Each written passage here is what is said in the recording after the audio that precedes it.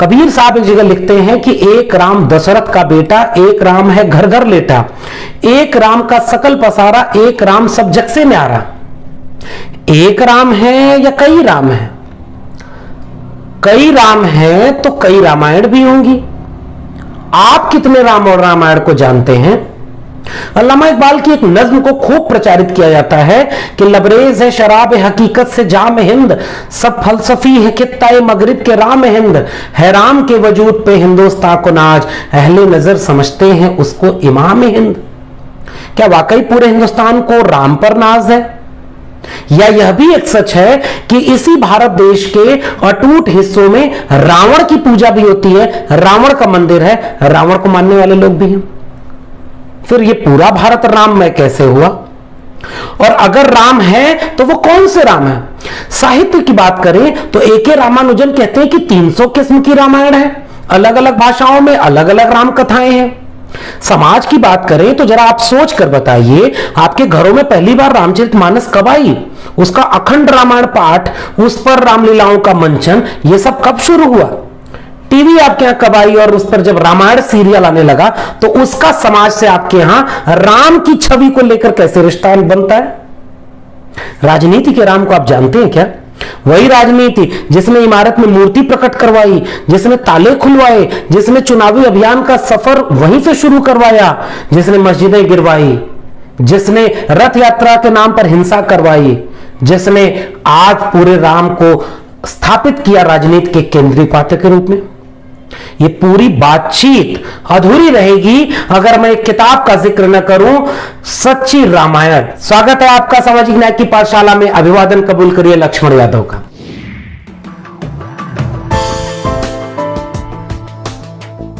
शुरुआत में ही यह बात स्पष्ट कर दूं कि आपको लग सकता है कि इस दौर में सच्ची रामायण जैसी किताब पर बातचीत करने का क्या औचित्य है। तो मैं ये कहना चाहूंगा कि औचित्य इसलिए सबसे ज्यादा है क्योंकि अगर आप एक बेहतर मुकम्मल समाज बनाना चाहते हैं तो उसकी सामाजिक, सांस्कृतिक और मिथकीय जो रूपरेखा है उसको सीधे बातचीत करने में शामिल करना होगा।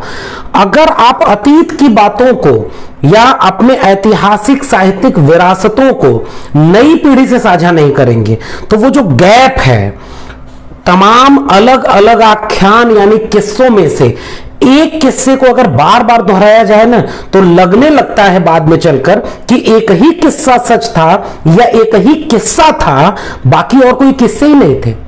सामाजिक न्याय की पाठशाला आपके सामने यह काम कर रही है कि आप कम से कम उन किस्सों को जाने जो कितने तरह के किस्से आपके सामने छिपा दिए गए।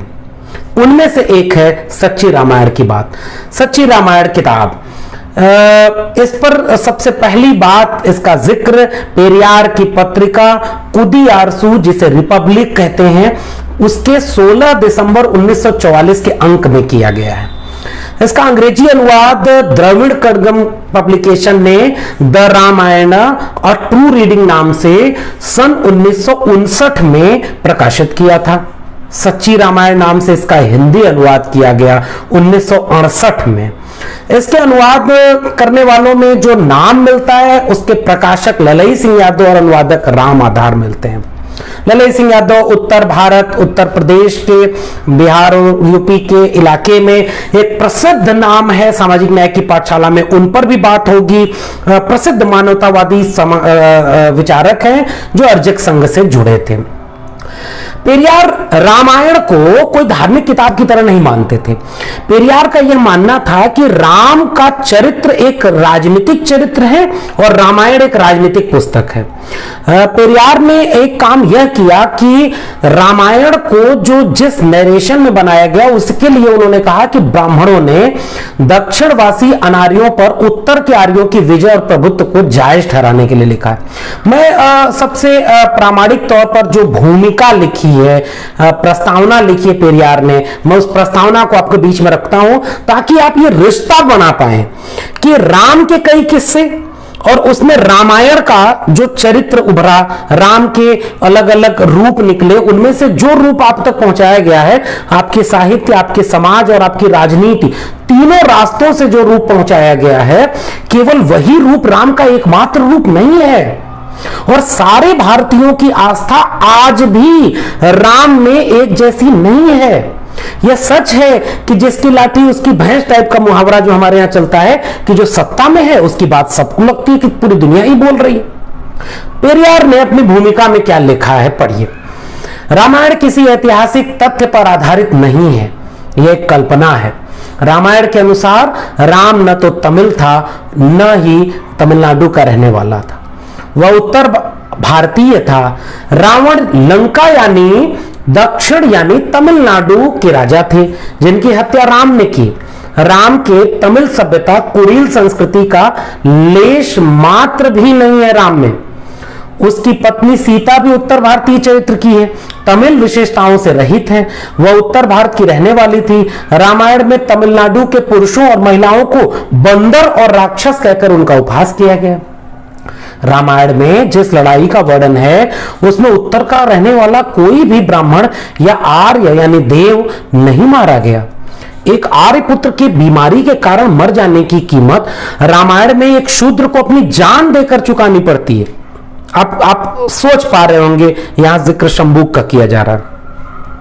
वे सारे लोग जो इस युद्ध में मारे गए वे तमिल थे जिन्हें राक्षस कहा गया। रावण राम की पत्नी सीता को हर ले गया क्योंकि राम ने उसकी बहन शूर्पणखा का अंगभंग किया, वह उसका रूप बिगाड़ दिया था। रावण के इस काम के कारण लंका क्यों जलाई गई, लंका निवासी क्यों मारे गए? रामायण की कथा का उद्देश्य तमिलों को नीचा दिखाना है। तमिलनाडु में इस कथा के प्रति सम्मान जताना तमिल समुदाय और देश के आत्मसम्मान के लिए खतरनाक और अपमानजनक है।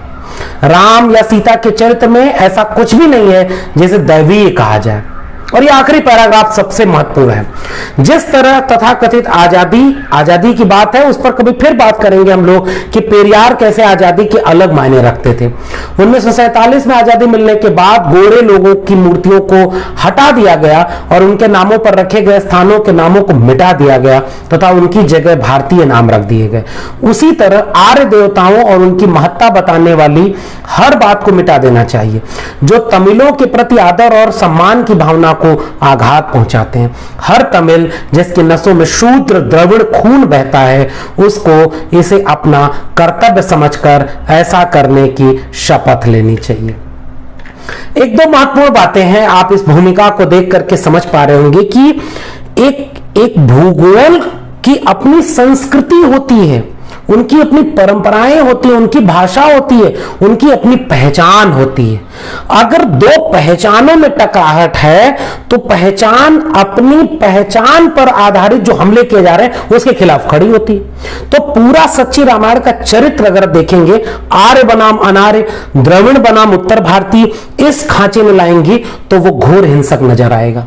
इसीलिए आप देखेंगे कि पेरियार ये कहते हैं कि यह कोई दैवीय चरित्र नहीं, पॉलिटिकल कैरेक्टर है। पेरियार अगर राम को एक राजनीतिक चरित्र कह रहे हैं तो आज 2021 में जब हम बात कर रहे हैं तो क्या यह बात समझना मुश्किल हो रहा है क्या कि राम राजनीतिक चरित्र बन चुके हैं?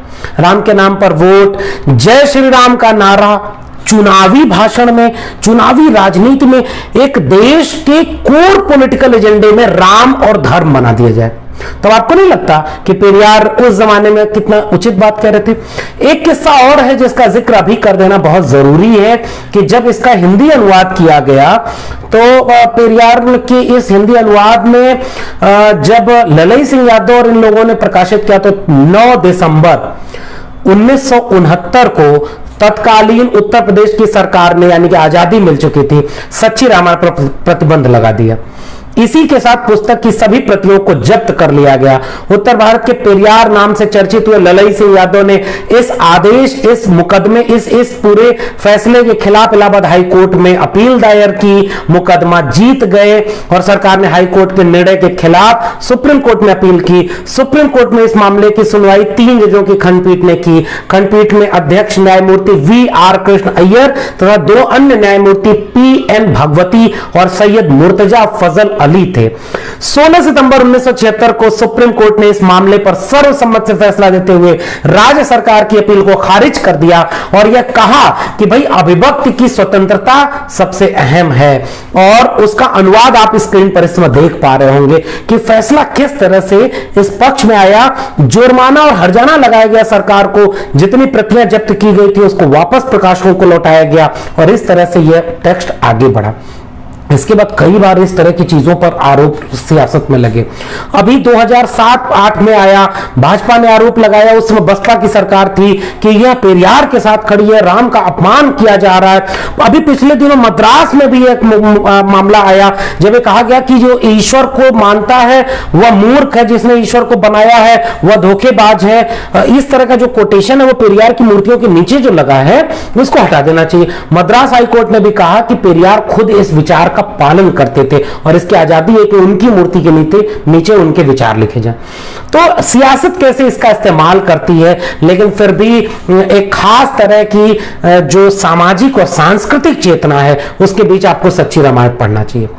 सच्ची रामायण में पेरियार ने जो सबसे महत्वपूर्ण काम किया है कि आप याद रखिए, एक रामायण है जो वाल्मीकि रामायण है और वाल्मीकि रामायण के बाद जब रामचरितमानस, जिसे आज आप रामायण कहते हैं ना, बेसिकली वो रामचरितमानस है, तुलसीदास ने लिखा है। तो उसमें वाल्मीकि रामायण में जैसे देखिए कि सीता निर्वासन का प्रसंग है कि कैसे सीता को जंगल में भेज दिया गया, रामचरितमानस में आपको वो नहीं मिलेगा। शंभूक वध वाल्मीकि रामायण में मिलेगा, रामचरितमानस में हटा दिया गया। तमाम प्रसंग ऐसे हैं जिसको काल क्रम के अनुसार तुलसीदास ने नए ढंग में पेश कर दिया। और कभी आपको पढ़ना चाहिए रांगे राघव, राहुल सांकृत्यायन, शिवदान सिंह चौहान, यशपाल, इन सारे लोगों ने रामचरितमानस की कठोर मजम्मत की है। मुक्तिबोध का एक लेख पढ़ना चाहिए कि मध्यकालीन साहित्य के अध्ययन के कुछ पहलू, और ये सारे लोग ये बताते हैं कि जिस समय कबीर और निर्गुण पंथ पूरे भारत में या खासकर उत्तर भारत में एक तार्किक वैज्ञानिक बुद्धिवादी चेतना का प्रसार कर रहे थे, तुलसी ने जो राम कथा संस्कृत में थी उसे जन भाषा यानी अवधि में लिख करके आम जनता के बीच कूप मंडूकता का शिकार बनाने की एक साजिश रची। मुक्तिबोध तो यहां तक कहते हैं कि एक प्रगतिशील भक्ति आंदोलन तुलसीदास के बाद खत्म हो गया, क्योंकि सामंत विरोधी मूल्य जिनके खिलाफ ये भक्ति आंदोलन सामंत विरोधी मूल्यों के साथ खड़ा हुआ था, तुलसीदास उन सामंती मूल्य समझौता करते। कभी साहित्य की इस बहस को भी पढ़िएगा, जानना चाहिए आपको। दूसरी बात जो सबसे महत्वपूर्ण है वह जाननी जरूरी है, राजेंद्र यादव का एक लेख भी आपको पढ़ना चाहिए जिसमें वो कहते हैं कि गंगा और रामचरितमानस इन दोनों ने उत्तर भारत में कूप मंडूकता और पाखंड और अवैज्ञानिक चेतना के प्रसार में बहुत महत्वपूर्ण भूमिका निभाई। अब आते हैं रामचरितमानस के कई खंडों यानी राम के कई कथानकों पर। ए के रामानुजन का एक लेख आपको जरूर पढ़ना चाहिए, स्क्रीन पर आपको देख पा रहे होंगे लेख। ए के रामानुजन कहते हैं कि कई प्रकार की रामायण है। कंब रामायण, तुलसी की अपनी रामचरितमानस, बौद्ध रामायण, जैन रामायण, अलग अलग भाषाओं में 300 प्रकार की रामायण आपको देखने को मिलेगी। यह सबसे महत्वपूर्ण बात है। पेरियार ने इन सभी प्रकार की रामायणों का अध्ययन किया, कई सालों तक अध्ययन किया और उन सब को मिला के मिथकीय कहानी का मिथकीय शैली में काउंटर नैरेटिव रचा गया है जिसे सच्ची रामायण कहा जा रहा है। आपको पढ़ के ये लगेगा कि इसका प्रमाण कहां है, इस बातों का जिक्र कहां है, ये तो यूं ही कर देंगे, जबकि यूं ही नहीं कही गई, उन सारी राम कथाओं को मिला करके कहा गया। और एक बात और ध्यान रखिएगा, राम कथाओं में इतना अंतर है ना कि अगर एक राम कथा, अभी तो मैं जिक्र नहीं कर रहा हूं क्योंकि समय कम है, किसी और वीडियो में जिक्र करूंगा जरूर, कि अगर आप एक राम के चरित्र को अगर कायदे से जान लें तो आपको लगेगा जो आज राम का चरित्र दिखाया जा रहा है ये तो गलत है। ये बौद्ध रामायण अलग है, जैन रामायण अलग है, कंब रामायण अलग है, तमिल रामायण अलग है, तमाम तरह के रामायण, नेपाली रामायण, इन सारी रामायण का अध्ययन किया पेरियार ने और उसके नाम पर मिथकीय भाषा में, मिथकीय शैली में काउंटर नैरेटिव गढ़ने की किताब का नाम है सच्ची रामायण। अगर आप उसके पूरे पृष्ठभूमि को देखेंगे, सच्ची रामायण की पूरी उस अनुक्रम को देखिए जो आपकी स्क्रीन पर दिख रहा होगा, अनुक्रम में देखिए सच्ची रामायण में सबसे पहले परिचय दिया गया है जहां विस्तार से बताया जाएगा कि इस कथा का चयन कहां से लिया गया। पहली आवृत्ति पर ललित सिंह यादव के शब्द मिलेंगे, भूमिका है, इसकी पूरी प्रस्तावना है, कथा प्रसंग यहां पर आपको विस्तार से पढ़ने को मिलेगा। फिर एक एक चरित्र के ऊपर विस्तार में उसका चरित्र चित्रण किया है पेरियार ने।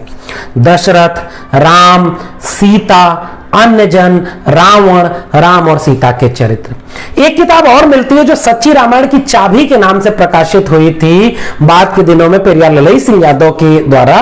उसमें आप देखेंगे तो आखिरी में मिलता है रामायण व महाभारत काव्यों पर श्री जवाहरलाल नेहरू के विचार।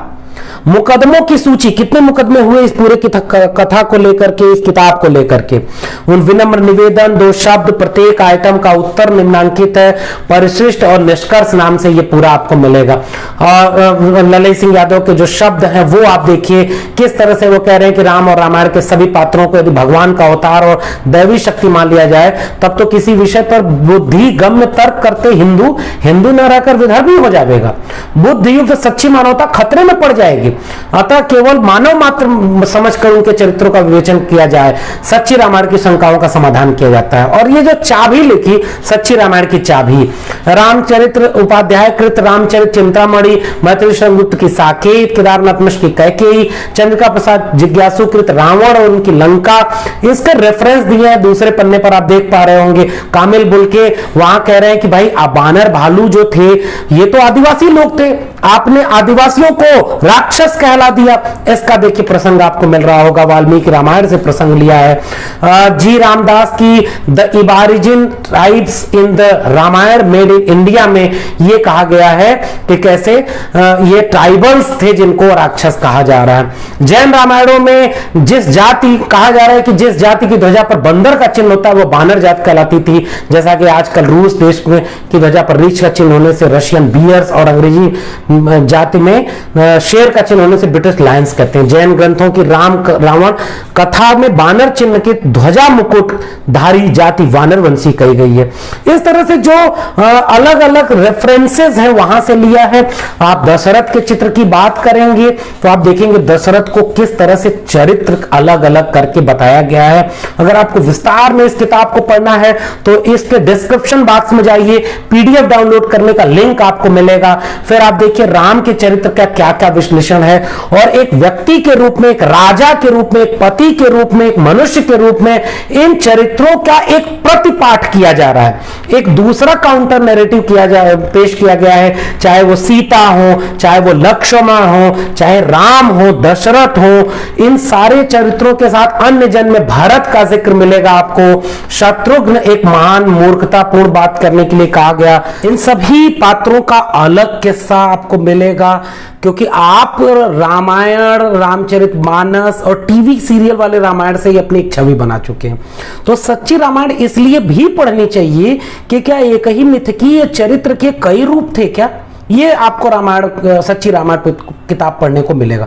सबसे खास बात ये कि रावण को लेकर के आपको लगेगा कि वो एकदम नकारात्मक चरित्र का व्यक्ति था, लेकिन रामायण के चरित्र में रावण की बजाय जब आप सच्ची रामायण के चरित्र में रावण देखेंगे तो आपको क्या विशेषताएं दिखने को मिलेंगी। वह एक महान विद्वान था, बहुत बड़ा संत था, वेद शास्त्रों का ज्ञाता था, अपने संबंधियों प्रजा का दयालुता पूर्वक पालन करता था, वीर योद्धा, शक्तिशाली पुरुष, शूरवीर सिपाही, पवित्र आत्मा, परमात्मा का प्रिय पुत्र, वरदानी पुरुष, जैसे क्या क्या। बंगाली रामायण का जिक्र इसी में आपको मिलेगा। तो वहां देखने को मिलेगा बौद्ध धर्म को स्वीकार कर लिया था और एक बहुत वीर पुरुष व्यक्ति था जो रावण ने रण क्षेत्र में मरते समय राम को अपने पास बुलाकर दयालुता के सिद्धांतों तथा राम के द्वारा उसके साथ किए गए छल कपट युद्ध के विषय में उसके कानून बताया था। कीरतवास रामायण में पाते हैं कि रावण सत्यता का उपदेश देता था। यानी अलग अलग किस्सों में राम और सीता, लक्ष्मण, इनसे लेकर के रावण तक के जो चरित्र हैं वो किस तरह अलग अलग आपको मिलेंगे। इसमें आगे जब आपको देखने को मिलेगा तो उस किस्से का एक मिथकीय चरित्र का मिथकीय शैली में ही प्रत्युत्तर दिया गया है कि विष्णु के अवतार राम थे या नहीं थे, राम के चरित्र की क्या क्या सीमाएं हैं, रावण के चरित्र की क्या क्या विशेषताएं थी जिन्हें छुपा दिया गया। फिर कोर्ट का आदेश देखने के बाद आप देखेंगे इस किताब में जो ललई सिंह यादव का आखिरी का जो संदर्भ जोड़ा गया है उसमें रामायण व महाभारत काव्यों पर नेहरू के विचार भी शामिल किए गए हैं। और जो स्क्रीन पर आप देख पा रहे हैं, प्रधानमंत्री ने कहा यदि हम कोई गलत कदम उठाते हैं तो हमारी परेशानियां बढ़ जाएंगी। स्थायी भाव से महान शक्ति होती है और जब अनुचित दबाव के भय का स्थायी भाव पैदा हो जाता है तो उसका प्रतिघात बहुत बुरा होता है। और वो कहते हैं कि तमिलनाडु के विषय में दक्षिण में यह आंदोलन उनकी भाषा और उनकी जीवन शैली के कैसे खिलाफ है। महाभारत की कथा में एकलव्य की बात आती है और रामायण की कथा में शंभूक की बात आती है।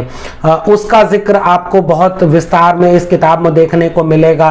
अंत में आप देखेंगे कि इतिहासकारों का अलग अलग जो संदर्भ है वो आपको मिलेगा। आइटम नंबर में आपको विस्तार से एक एक कथा का दूसरी कथा से तुलना करते हुए राम कथा को विस्तार में समझने की चाबी दी गई है।